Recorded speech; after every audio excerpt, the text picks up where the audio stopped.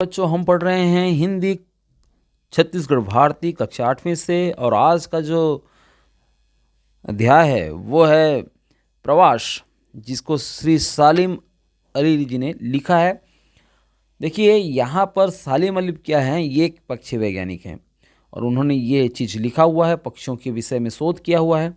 जहाँ कहीं भी पक्षियों का अध्ययन या अवलोकन की बात आती है तो डॉक्टर सालिम की चर्चा ना हो, ये संभव ही नहीं है।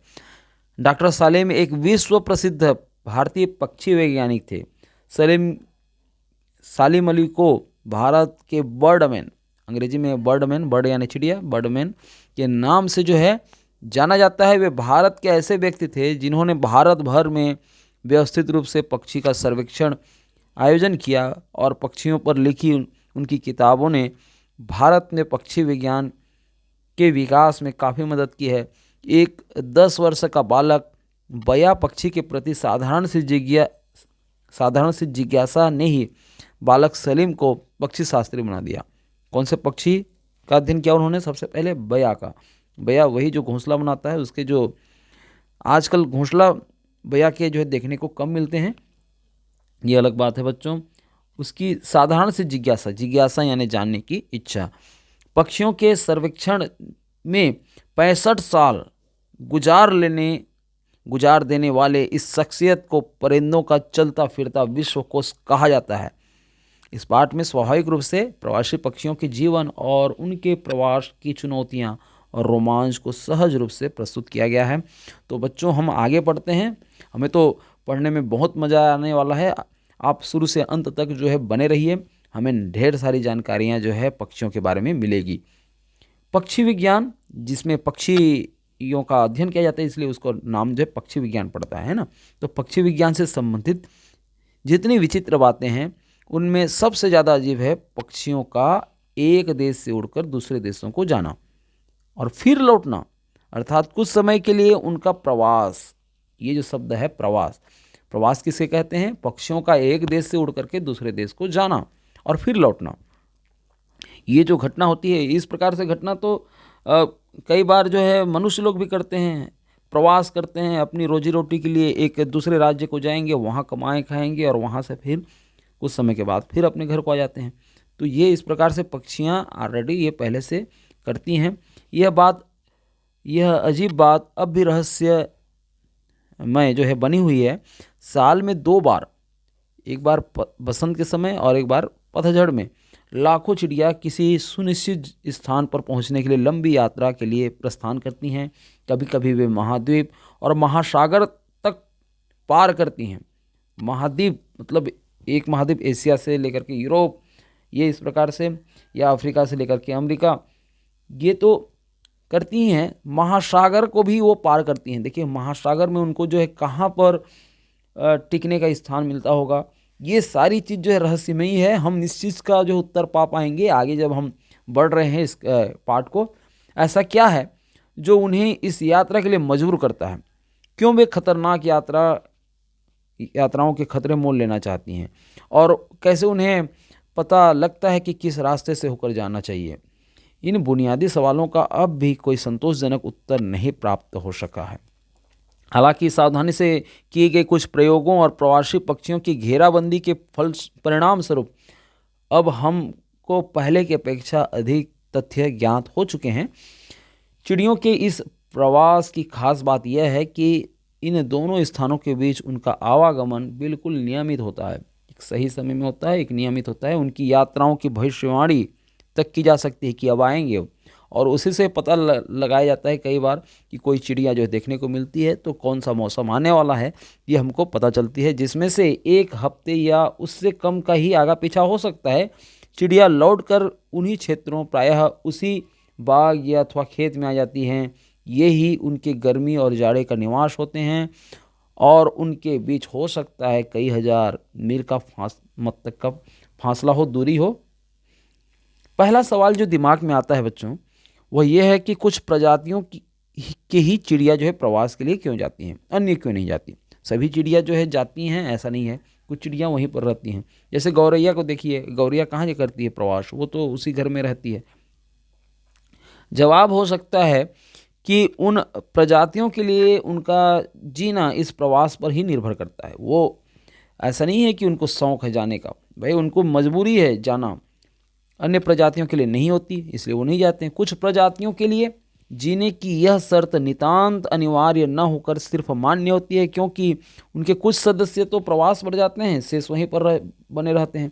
अब इस सब के लिए वहीं जगह पर खाना नहीं बचता होगा, तो जो आधे पक्षियां जो उड़ जाती होंगी, तो वहाँ पर कुछ, जैसे यहाँ पर जो है 100 की संख्या में पक्षी हैं और वहाँ पर देख रहे हैं कि उतने लोगों के लिए खाने पीने का इंतजाम नहीं है, तो कुछ पक्षियाँ जो है यहाँ आगे बढ़ गई। मान लो जो है यहाँ से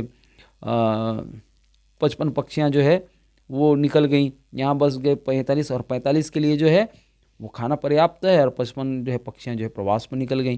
तो ये इस प्रकार से शेष वहीं पर बने रहते हैं।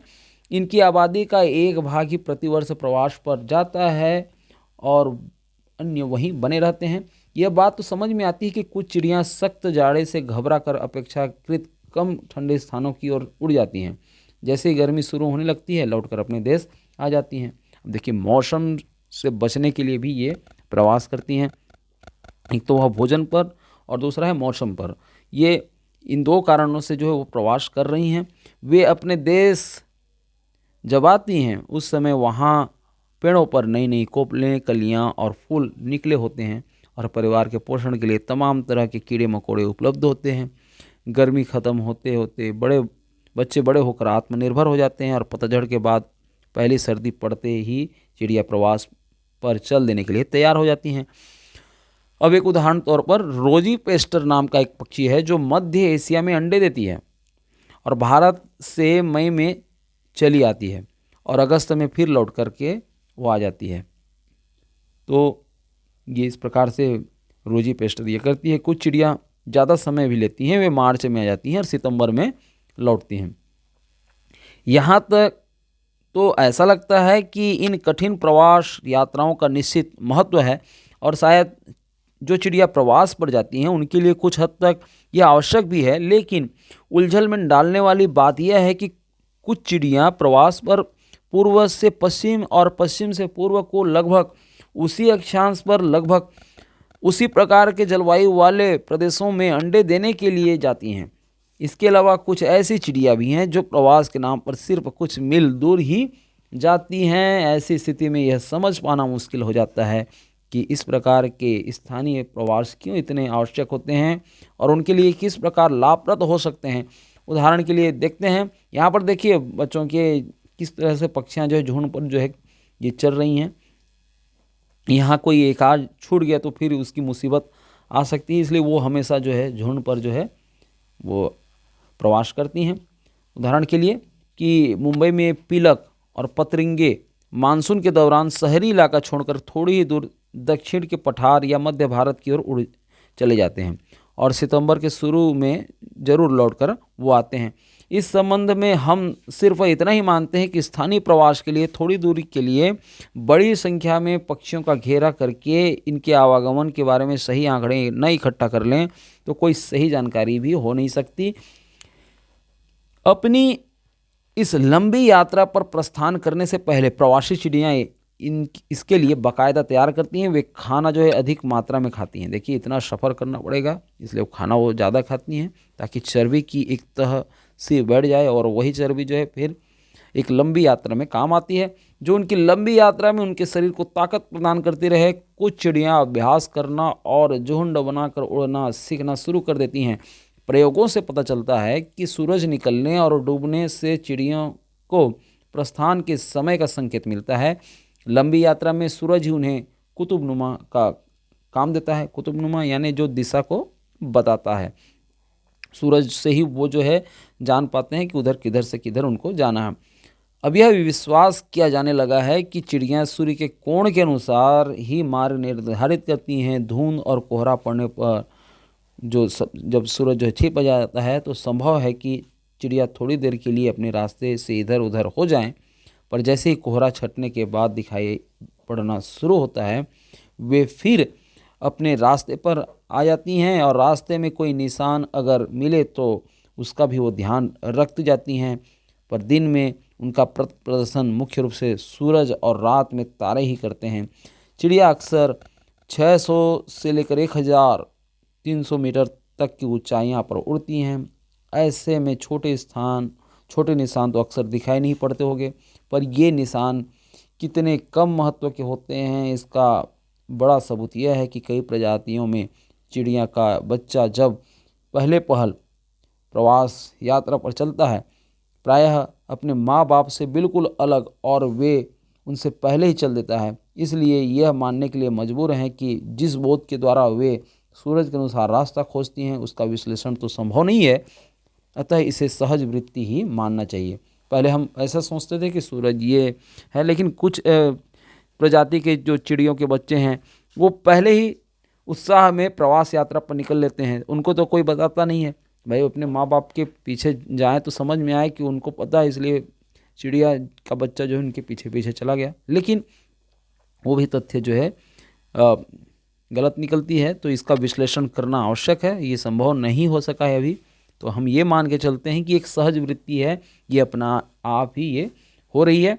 कुछ प्रजातियां ऐसी होती हैं जिनकी चिड़िया अकेले ही प्रवास यात्रा पर निकलती है। हालांकि अधिकांश चिड़िया छोटे बड़े दलों में ही चलती हैं, लेकिन अनेक छोटे पक्षियां वैसे तो सब काम दिन में करती हैं, पर प्रवास में रात को ही उड़ना पसंद करती हैं। भाई रात को उड़ेगी तो खतरा कम रहेगा। खतरा किससे? वही इंसानों से। शायद इसलिए कि रात को आक्रामकों से कम खतरा रहता है।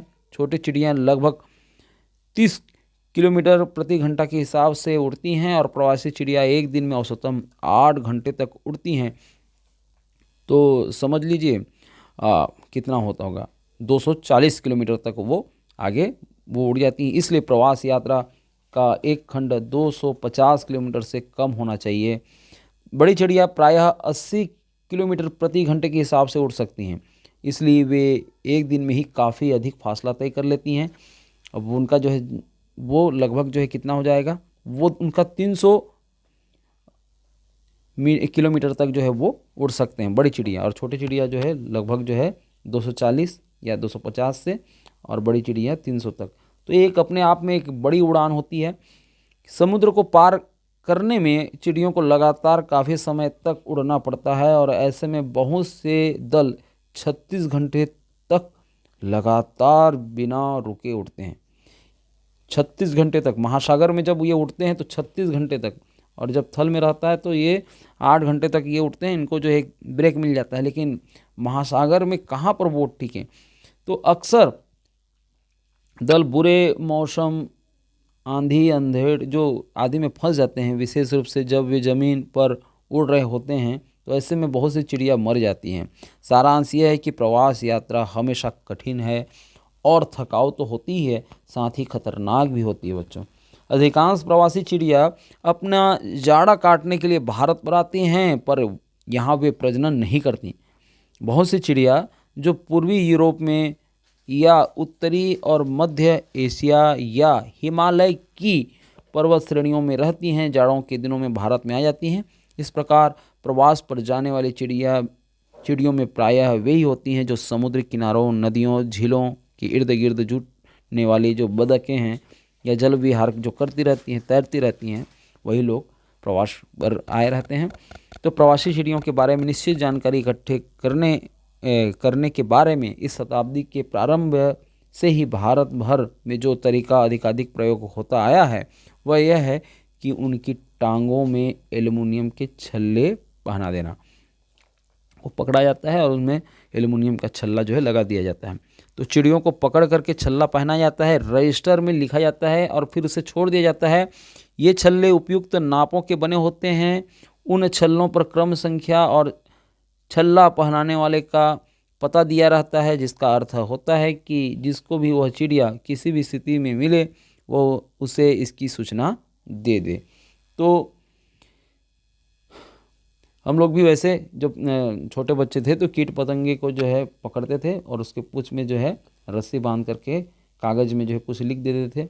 ये सोचते थे कि ये कीट पतंगे जो हैं किसी को मिलेगी और वो अपना नाम पढ़ेगा। तो एक स्वाभाविक रूप से ये खेल होता था। तो वो ये वही है लगभग घटना कि यहाँ पर एल्युमिनियम का छल्ला लगाया जाता है। एल्युमिनियम का इसलिए क्योंकि वो धातु है, वो पानी में वो निकलेगा भी नहीं, पिघलेगा भी नहीं, कागज़ का तो होगा नहीं, है ना। तो इस प्रकार से ये लगाया जाता है। तो मुंबई की नेचुरल हिस्ट्री सोसाइटी इस संबंध में एक योजना चला रही है, जिसके अनुसार विभिन्न प्रवासी प्रजातियों की चिड़ियों के छल्ले पहनाने का काम भारत के विभिन्न भागों में बड़े पैमाने पर किया जा रहा है। और पिछले 5 वर्षों में उसको बहुत से ऐसे तथ्य और आंकड़े प्राप्त हुए हैं जो पहले बिल्कुल अज्ञात थे। कई जंगली बतखें 4800 किलोमीटर दूर साइबेरिया में पाई गई हैं। विभिन्न प्रजातियों के दूर दूर पहुंचने और पाए जाने से संबंधित बहुत सी उपयोगी जानकारी इकट्ठी होती जा रही है। छल्लों पर लिखा है नेचुरल हिस्ट्री सोसाइटी मुंबई को सूचना दें, और साथ ही क्रम संख्या भी दी जाती है। पाठकों से निवेदन है कि वे इस बात को अधिक से अधिक लोगों तक बताएं, जिससे उनको मालूम हो कि अगर किसी को कोई छल्ले वाली चिड़िया मरी मिले तो उन्हें क्या करना चाहिए। इस प्रकार जो भी सूचना एकत्रित होती है बहुमूल्य होती है और कभी भी व्यर्थ नहीं जाती। भारत में बहुत सी ऐसी चिड़िया भी मिलती है जिनके पाँव में विदेशों के छल्ले होते हैं। इस प्रकार प्राप्त सभी छल्ले, चाहे वे स्वदेशी हों या विदेशी हों, सोसाइटी को भेज दिया जाना चाहिए। अगर किसी भी प्रकार का छल्ला भेजना संभव न हो तो छल्ले का सही नंबर, जिन परिस्थितियों में मिला, तारीख और पाने का स्थान लिखकर भेज दिया जाए। भारत में चिड़ियों के आवागमन के बारे में समुचित जानकारी इस प्रकार के सामूहिक प्रयत्नों द्वारा इकट्ठी की जा सकती है। कोई चिड़िया कहीं पर मर गई है, इसकी जानकारी कैसे हो? हम ही लोगों में से जो पाठक हैं, जो हम इस पाठ को जो अभी पढ़े हैं, वही अब जान पाए हैं कि छल्ले लगाए जाते हैं। इसकी सूचना हमको देनी है सोसाइटी को। तो इस प्रकार से हमको ये बात जो है लोगों तक पहुंचानी होगी अधिक से अधिक, और इस प्रकार से ये आंकड़ा जो उनको देना होगा। देखिए इससे क्या होगा, इससे बहुत सारे तथ्य मिलते हैं बच्चों, और ये पक्षी वैज्ञानिक ही इस चीज़ को समझते हैं। और यहाँ पर हमने इस पूरे पाठ में पढ़ा और बहुत सारी ढेरों जानकारी हमको मिली पक्षियों से संबंधित। आशा है आपको बहुत सारी जानकारियाँ ऐसी भी मिली होंगी जो पहले आपको पता नहीं था। तो आशा है आपको इस आज के इस क्लास से फ़ायदा हुआ होगा। हम फिर मिलते हैं एक नए पाठ में।